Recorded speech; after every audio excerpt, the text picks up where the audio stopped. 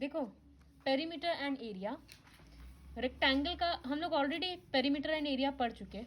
Perimeter मतलब boundary होता है, तो रेक्टेंगल का बाउंड्री, तो पेरीमीटर को P लिख रहे हैं, रेक्टेंगल के लिए होता है 2 ब्रैकेट में L प्लस B, मतलब ये लेंथ और ये वाला ब्रेथ।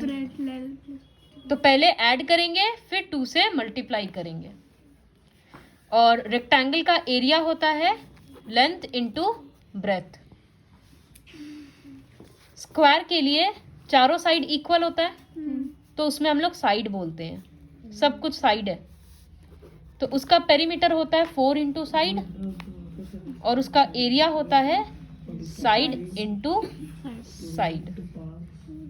दोनों इक्वल है ना, लेंथ ब्रेथ, तो साइड साइड। समझ आया? सम्स करेंगे तो समझ आएगा फॉर्मूला कैसे यूज कर रहे हैं। तो वर्कशीट 1 का पहला क्वेश्चन है कि एक फील्ड है जो रेक्टेंगल के शेप में है, तो उसका लेंथ और ब्रेथ दोनों दे दिया। L है 130 मीटर और ब्रेथ है 95 metre. Find the cost of fencing. Fence करना मतलब क्या होता है, जैसे घर के साइड में बाउंड्रीज होता है ना, तो वो लकड़ी सब लगाते हैं ना, या तार लगाते हैं बहुत लोग, उसको फेंसिंग बोलते हैं। तो फेंस हम कहाँ पर कर रहे हैं, साइड साइड में खड़ा कर रहे हैं, मतलब पूरा बाउंड्री में खड़ा कर रहे हैं, तो इसीलिए हमको पेरीमीटर निकालना पड़ेगा सबसे पहले। तो इसमें हम लिखेंगे given length of the field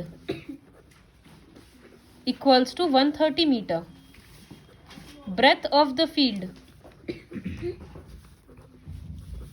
equals to 95 meter. Therefore, perimeter 2L plus B. तो हम देखो कैसे लिख रहे हैं, 2 फिर ब्रैकेट है, ब्रैकेट दिए, लेंथ के बदले 130 प्लस ब्रेथ के बदले 95। फिर पहले ब्रैकेट सॉल्व करेंगे ना, तो पहले ऐड करेंगे। तो 2 इंटू कुछ नहीं है, मतलब इंटू है, ऐड करने से 2 to 5, फिर मल्टीप्लाई कर रहे हैं तो 450 मीटर। मीटर स्क्वायर नहीं लगेगा पेरीमीटर में, ठीक है? तो पेरीमीटर निकल गया। देयरफॉर कॉस्ट ऑफ फेंसिंग, तो वो कैसे निकालेंगे?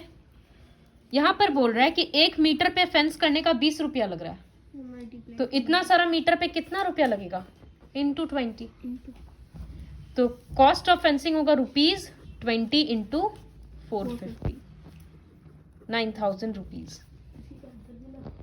समझ आया? बहुत सिंपल क्वेश्चन है। अब नेक्स्ट क्वेश्चन पढ़ो, ये हम थोड़ी देर बाद फेयर करने देंगे।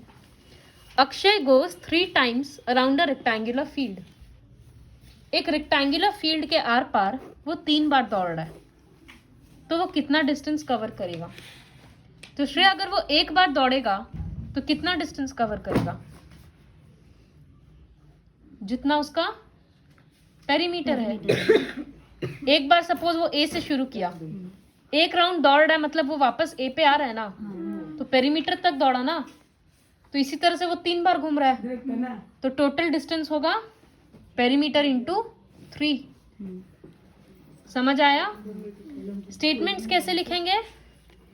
Length of the field equals to breadth of the field equals to this, और perimeter.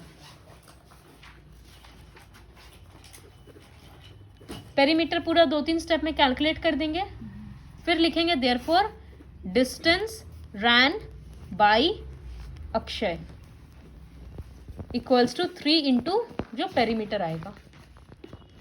Clear? So complete question 1 and 2।